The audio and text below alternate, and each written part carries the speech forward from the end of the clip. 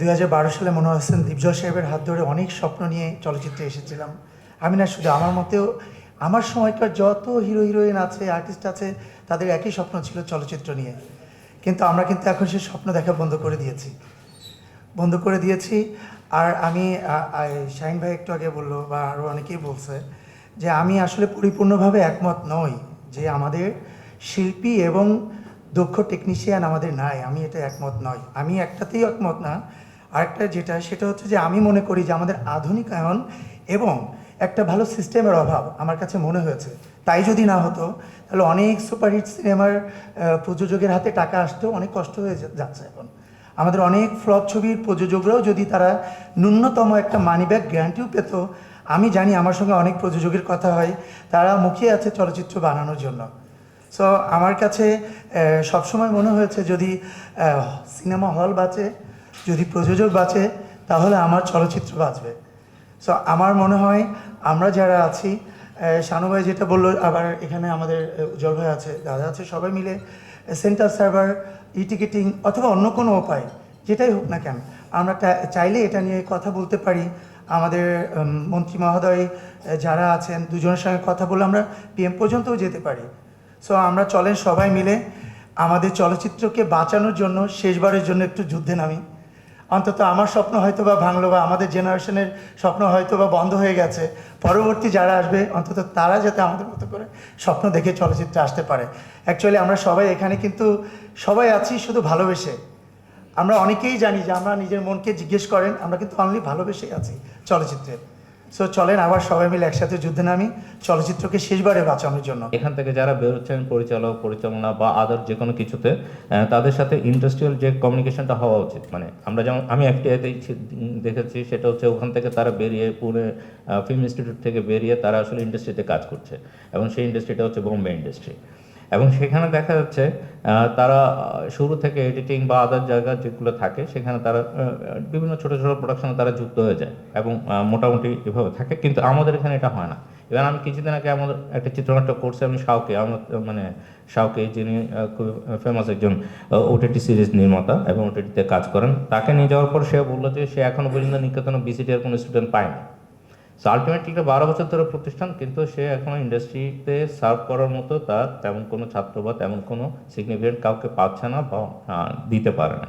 গত 1.5 বছর আমরা নানাভাবে সেটাকে উত্তরণ করার চেষ্টা করছি। এর মধ্যে আমি কিছু প্রস্তাব দিছি, যেমন খুব সিম্পলি বলি, যেমন আমাদের এখানে একটা বড় ব্যাপার আছে, আমাদের চলচ্চিত্র প্রযোজক সমিতি, পরিচালনা সমিতি বা আদার যারা যারা আছে, আমাদের একটা মাদার অর্গানাইজেশন আছে, সেটা হচ্ছে এফডিসি।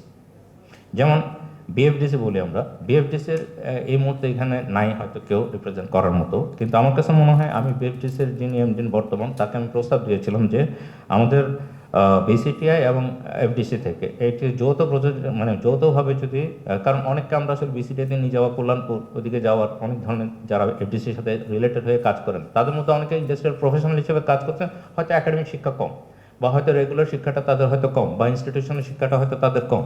সো আমরা যদি জয়েন্টলি যদি কাজ করি, তাহলে এখানকার লোকজনকে আমরা ইনস্টিটিউশনালি আসলে এডুকেটেড করলাম। এটা একটা প্রস্তাবনা আমি সবসময় দিয়ে রেখেছি। সেটা চিত্রনাট্য কোর্সের ক্ষেত্রে আমাদের ওখানে যেহেতু অনেকগুলো কোর্স থাকে, প্রযোজনা কোর্স, চিত্রনাট্য কোর্স, অভিনয় কোর্স, বর্তমানে আমাদের 6টা কোর্স চলতেছে, সেখানে অভিনয় কোর্স আছে। আমাদের বিভিন্ন বিশ্ববিদ্যালয় থেকে শিক্ষকরা গিয়ে বা ইন্ডাস্ট্রিয়াল আর্টিস্টরা গিয়ে ওখানে আসলে শিক্ষকতা করছেন। সেই জায়গায় যেমন একটা বিষয় থাকে কি, বিএফটিসি, আপনারা দেখবেন এনএফটিসি বলে একটা ব্যাপার আছে ইন্ডিয়াতে, ন্যাশনাল ফিল্ম ডেভেলপমেন্ট কর্পোরেশন। ওর কাজ হচ্ছে আসলে সিনেমার যাবতীয় উন্নয়নের কাজ করা। আমরা পরিচালক সমিতি বা আদার সমিতিগুলো আসলে সেগমেন্টেড কাজ করে, কিন্তু একটা মাদার কাজ যেটা করে সেটা হচ্ছে এফডিসি করে। সো এফডিসির আসলে সার্বক্ষণিক জায়গাগুলোকে আসলে মনিটর করা উচিত, তারাও আসলে মানে সবচেয়ে বড় ভূমিকাটা নেওয়া উচিত এক্ষেত্রে আমি মনে করি। যেমন ওরা একটা ফিল্ম বাজার করে, আমি 2019 সালে ফিল্ম বাজারে যেটা হয়, যেটা গোয়াতে হয়, সেখানে প্রডিউসার্স ওয়ার্কশপে আমি 70-80 জনের মধ্যে চান্স পাই, সারা পৃথিবী থেকে 100 জনের মধ্যে অ্যাপ্লাই করে, 20 জন সিলেক্ট করে। তো 20 জনের মধ্যে আমি যখন যাই ওখানে, তো আমি গিয়ে দেখলাম যে আসলে সারা পৃথিবী থেকে লোকজন এখানে আসে, সিনেমা কেনা বেচার হয়, ওরা নামে দিয়েছে এটা ফিল্ম বাজার। সো আমি আমার আইডিয়া নিয়ে গেলাম, আরেকজন হয়তো তার প্রোডাকশন নিয়ে গেলো, সবাই ওখানে কেনা বেচা করতেছে, এবং হলিউড থেকে লোকজন আসতেছে, ইন্ডিয়া থেকে লোকজন আসতেছে, এশিয়ান, সাউথ এশিয়ান অনেক জায়গা থেকে লোকজন আসতেছে, আর্টিস্টরা যাচ্ছে, গ্ল্যামার আছে, সমস্ত কিছু আছে। সো আলটিমেটলি এটা একটা বড় ধরনের মার্কেট যেটা তৈরি করে কমিউনিকেশনগুলো তৈরি করে, যেটার কারণে দেখা যাচ্ছে আমাদের অল্টারনেটিভ উইংয়ে যারা কাজ করে তারা সবাই যাচ্ছে এই মার্কেটগুলোতে, কিন্তু তারা ইন্ডাস্ট্রিকে এই জায়গায় বলতেছে না যে, বা আমাদের এফডিসিকে এটা বলতেছে না যে আপনারা এখানেও একটা উদ্যোগ নেন, সেটা স্বল্প পরিসরে নেন, কিন্তু আমাদের এখানে যারা মানে জীবিকার মধ্য দিয়ে চলতেছে তারাও আসলে এটার সাথে ইনক্লুডেড হইলো। সো আমরা এরকম একটা আসলে মিলন মেলা আমরা বলি ঠিক, কিন্তু আমরা এরকম বাজার করতে পারি, সেটা হয়তো প্রথমে হয়তো ছোট থাকবে, কিন্তু আস্তে আস্তে সেটা এফডিসি উদ্যোগটা নিতে পারে, কারণ এগুলো খুবই সিগনিফিক্যান্ট।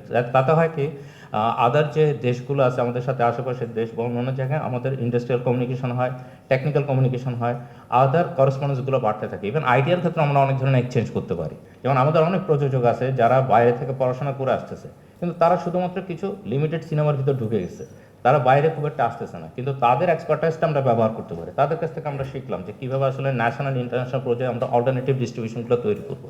সো আই থিঙ্ক আমাদের আসলে একটা বড় জায়গা আছে যে কাজগুলো আজকে ওই উদ্যোগের জন্য আসলে খুব ধন্যবাদ। আমি যেহেতু অনেকগুলো জায়গায় কাজ করছি, সেই অভিজ্ঞতা থেকে আপনাদের সাথে আলোচনা করলাম।